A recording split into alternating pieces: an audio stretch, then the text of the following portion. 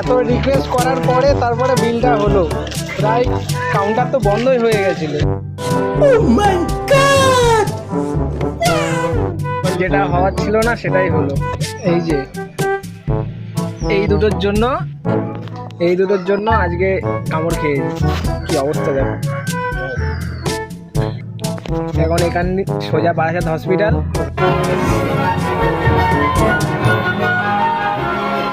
দেখা যাক ডাক্তার আজকে কোন ইঞ্জেকশন দেয়, গরুর না ঘোড়া। ঠিক আছে, দেখতে হবে। মাথায় কিছু কাজ করছে না আমার।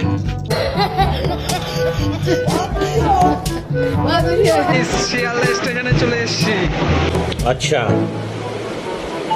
ঠিক আছে। ট্রেন বাড়ি যাবো কখন কিছুই জানি না। এসছে সে 11টার সময়। এখন দেখা যাক, না খেয়ে দিয়ে শিয়ালদায় চলে আসলাম।